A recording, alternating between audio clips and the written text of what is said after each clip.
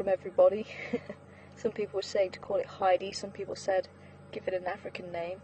There's a few other names mixed in there, but most people were saying to give it an African name, so we thought Heidi sounded quite apt, the fact that she was hiding and poking her head out every so often. So I asked one of the guys what the Shangaan name was to say to hide, so he said no, it's Antumbela. So that's where she got her name from. And Peter named, what was it called? Dopendula. Dopendula, but we're not sure what it means. It means, what was it? Bright one, I think. Bright Happy one. or something along those lines. Okay, bright or happy. So quite often the names come up because of the personality. And as guides go, they don't tend to name hyenas, but certainly the lions and the leopards do get names so that everyone knows what they're talking about, unless there's an animal that has a distinctive feature, like the matriarch of the clan was Floppy Ear. She had a floppy ear and everyone just knew her as Floppy Ear. Oh, shame, look.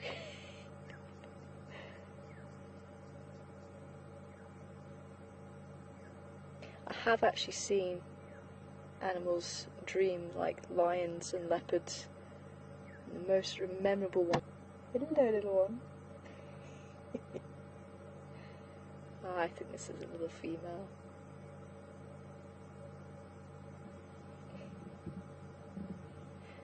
So inquisitive.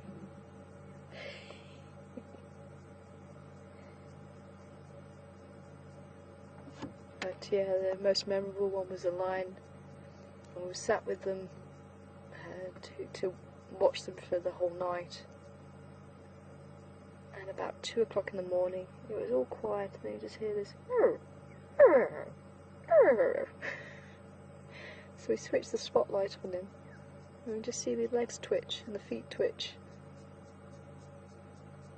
And I've got no doubt he was dreaming, and that's what made me realise, you know what, it's not just us and cats, or dogs especially back home. Oh, she wants some milk. Please, Mum.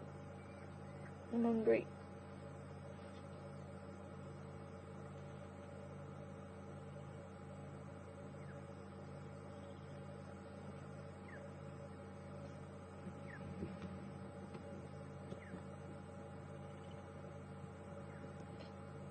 Oh, if only she would just come out of the hole just a little bit further.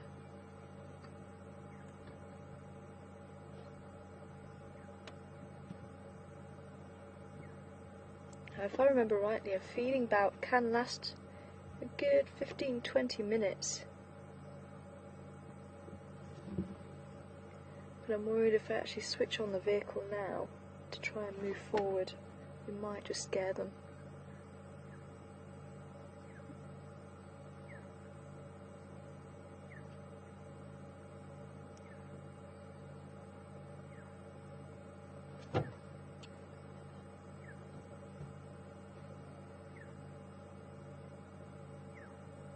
I want to irritate your mum enough so she can come out this side.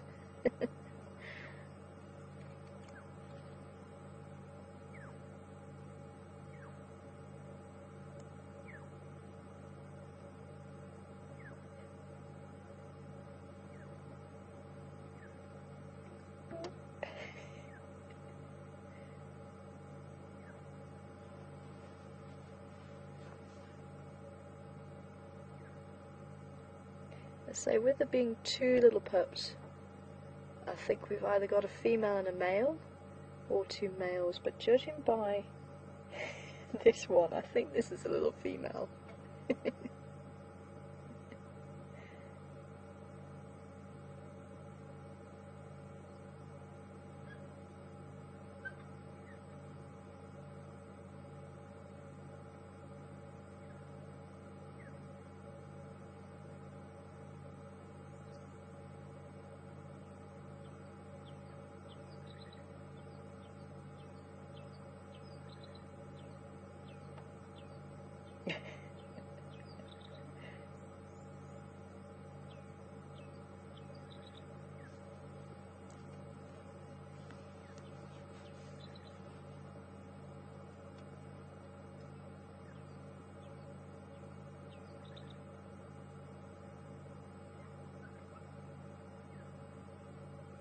Oh, thanks Emily. Having a read up about the red eyes and seabirds. Apparently the red eye helps to stop the glare from the sea, so it actually reduces, by the sounds of it, reduces the sensitivity to the smaller colour waves. That's interesting. Thanks for that, Emily. It might have been along those lines.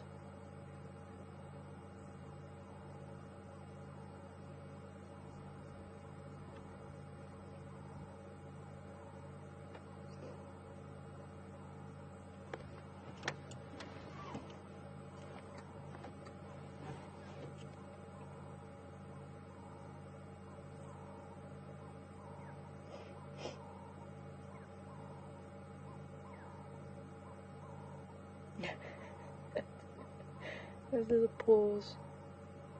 Absolutely tiny.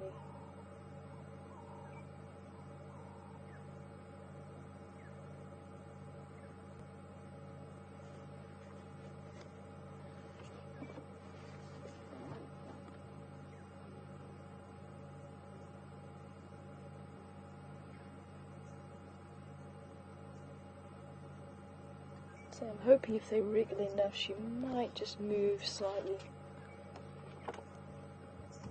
Because obviously she's very vulnerable now. So if I was to turn on the vehicle and try and move slightly, then I've no doubt the cubs will run back in the hole and she'll turn over, and it will be quite a long process before they come out again.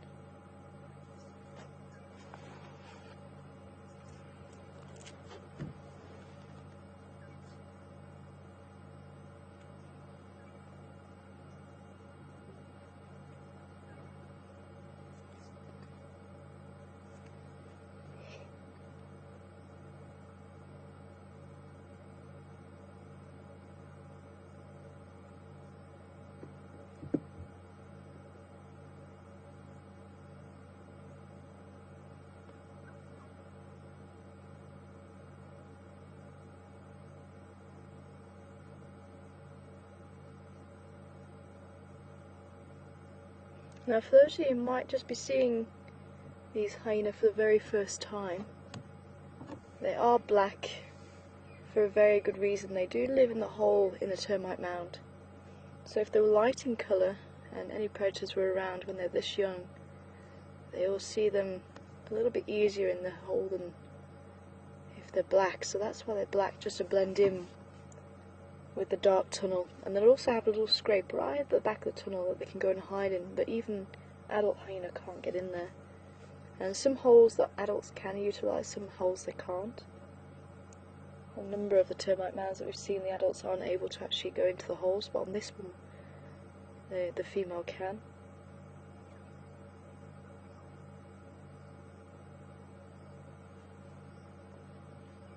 And they'll start getting the spots when they're about 4 months old.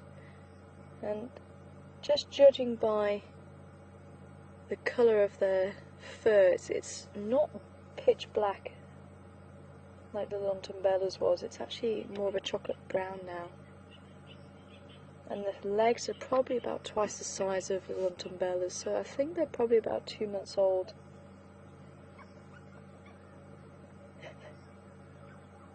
Yeah, a little bit of a dispute there.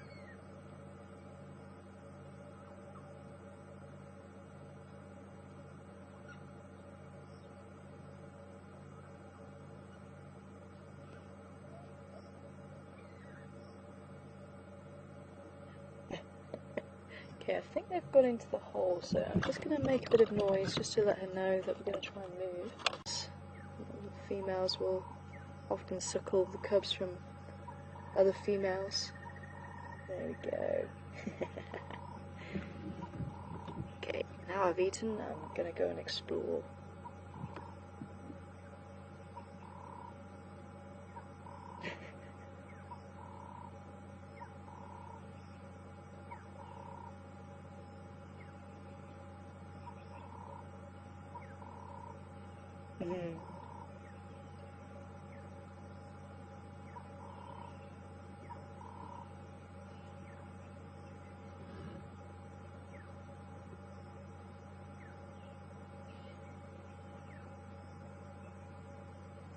nice little pot belly after all this food.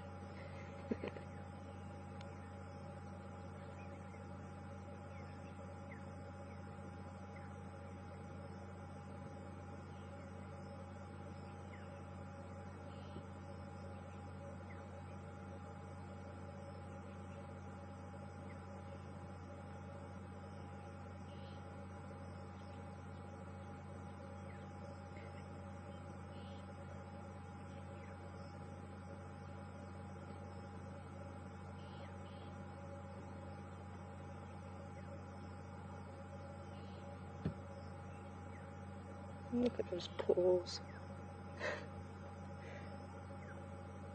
Just like a puppy's paw, too big for it. It's going to grow into them.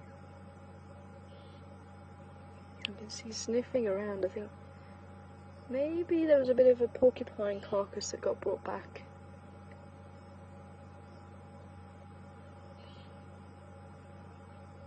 I do wonder if the hyenas around here bring back carcasses more so than up in Kenya, Tanzania, and again it could be that they bring the cubs back to communal dens maybe a lot more up that side. So if they were to bring kills or carcasses back, it's going to be a lot more difficult to fend off other clan members and cubs, especially if they're low ranking.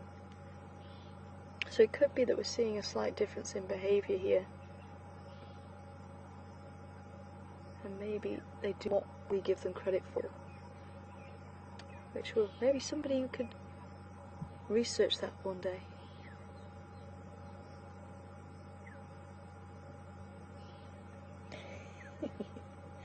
But I think we've got ourselves a little female here. She's just too bold.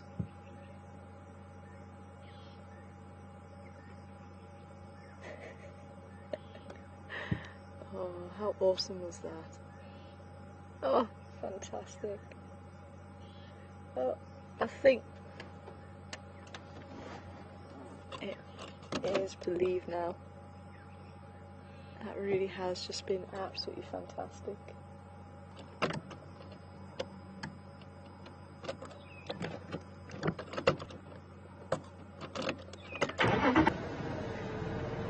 Okay, lady. See, she's still lying down. She's just turned her head slightly to have a look at us, but otherwise she's not getting up, which is fantastic. That's exactly how we want to leave her.